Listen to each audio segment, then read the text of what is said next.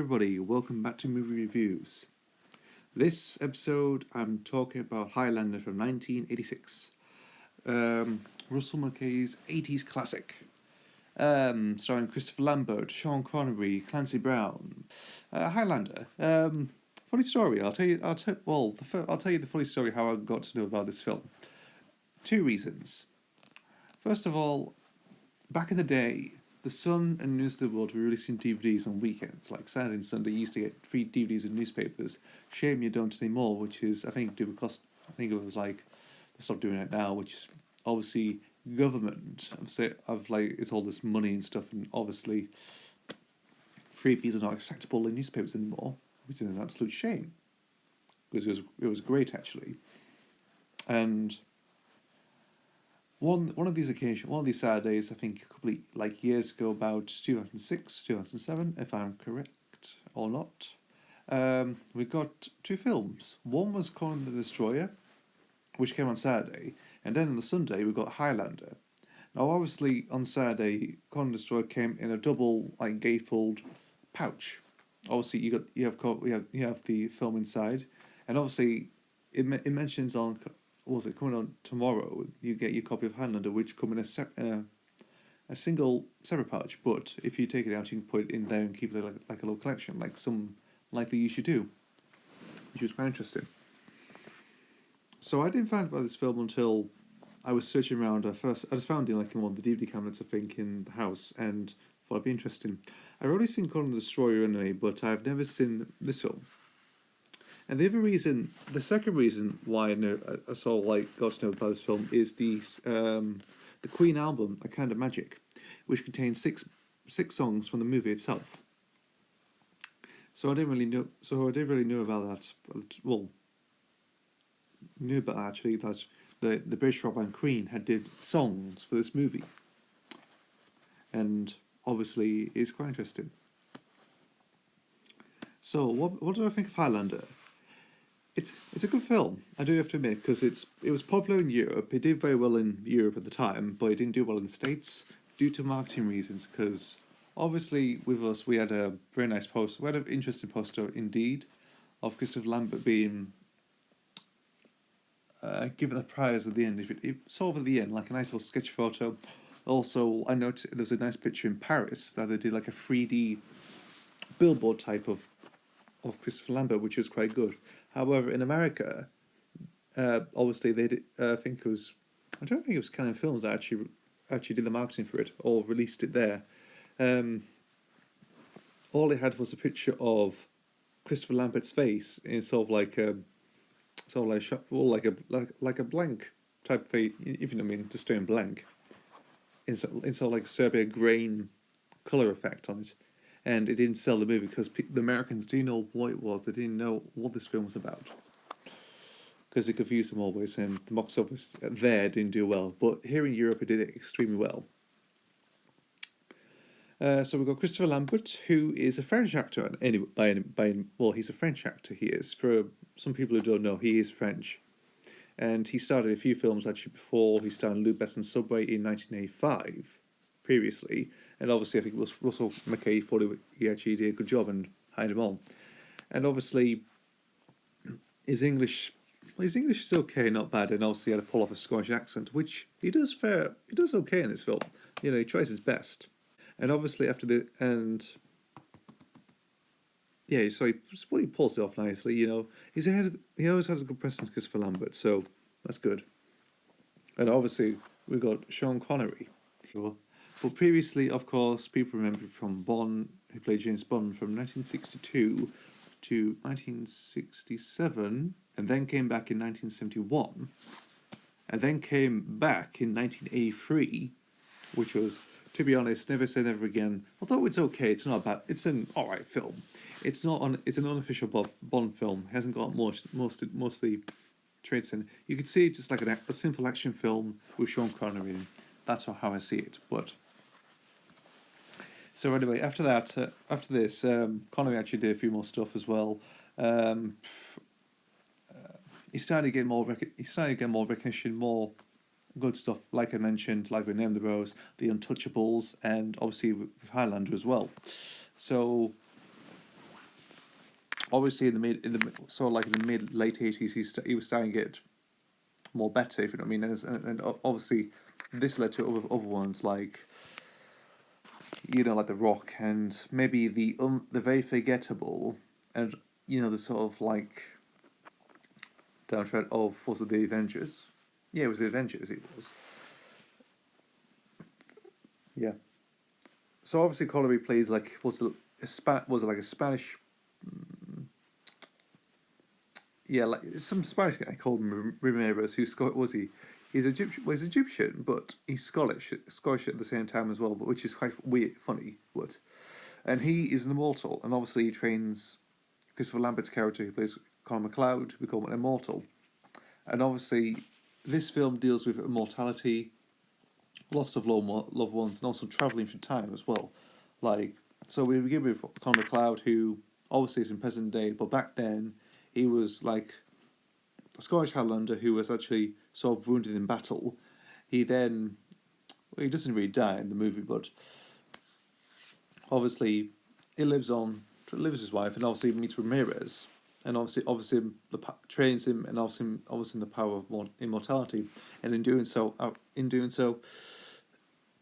he lives younger while everyone around him grows older and sadly dies, which does, and he lives on through the ages. He lives on through different decades. You could see him through stuff like from the Regency era in the early 19th century to the 1940s, obviously, during the height of this. Well, was it First World War or Second World War that's featured in?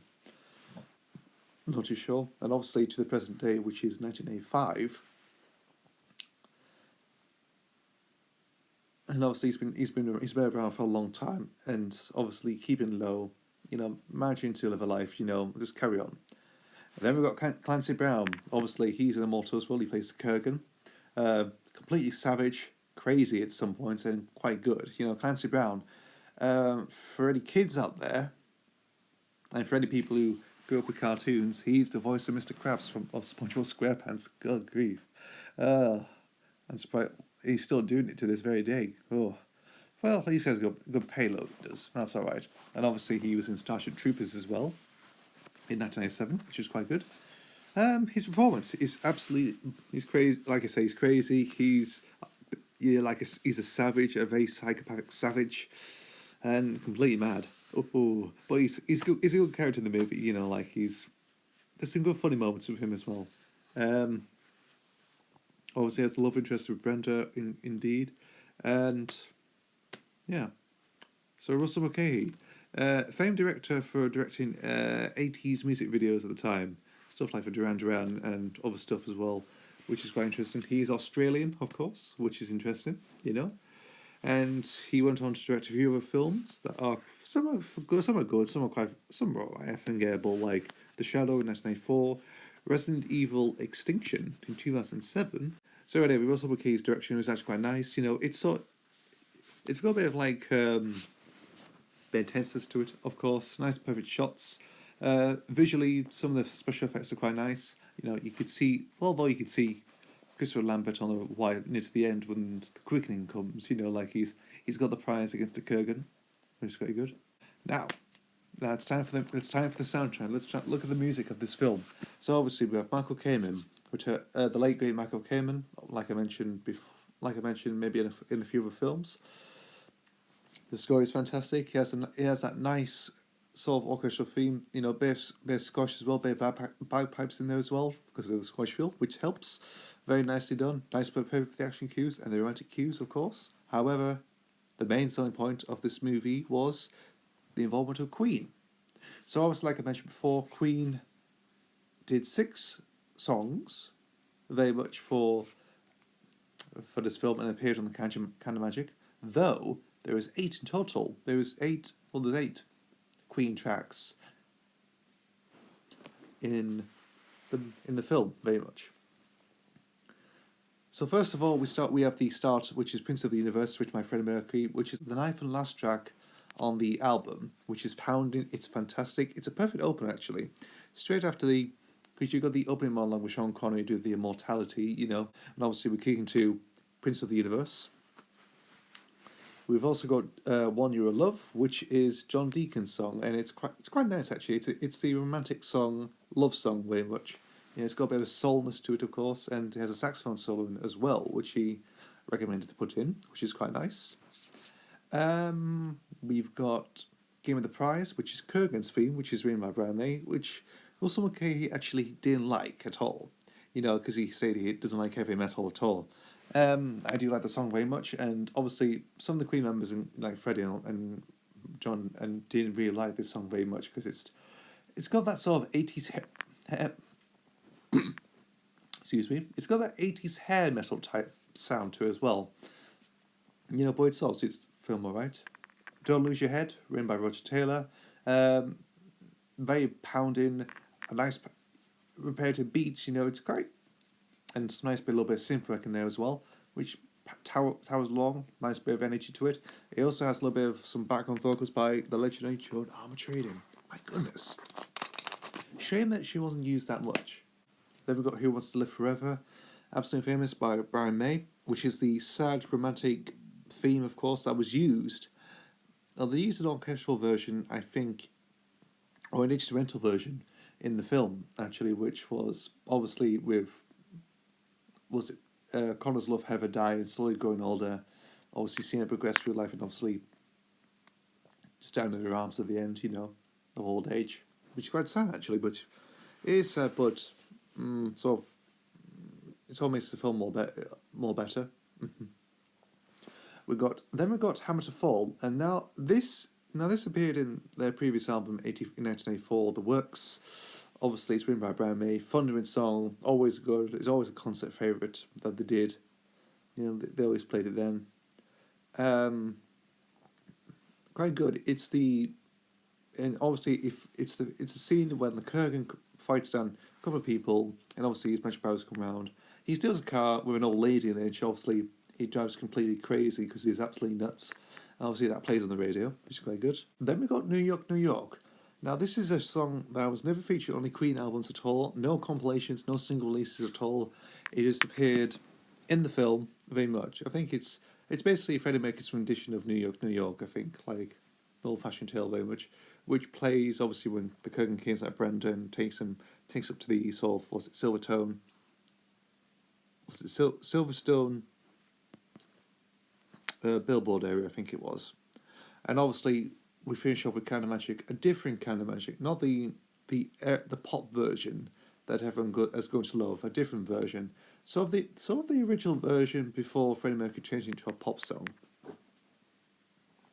And obviously, if it's nicely done in the movie, and thankfully, it was included on the 2011 remastered bonus EP that came out in September 2011. And I was extremely pleased about that, and it's really good. It's a very good version, though. You know, I do like the pop version, but this version actually is nice and a bit more rock heavy, if you know what I mean. So that was the main selling point of the music, of course, by Queen, which you can get. I do recommend the 2011 deluxe edition that you can get if you could still get it actually, because it's how long ago? 6 years ago since they came out. But I think it's worth getting. So anyway, Highlander is an essential 80s classic. If you're into a bit of like sword fighting, bit of fantasy, you know, that sort of thing, this is recommended. It is quite good, you know. It's to do with immortality, of being immortal, being not dead, staying alive for many years, like keeping younger, if you know what I mean. It is just how it is, you know. Obviously, like other films and TV shows have touched on it alright, but this one takes the cake and it's high up on the list, you know, it's recommended. You know, it is a good film. So anyway, that's my little review of Highlander from 1986, and I'll see you for the next video.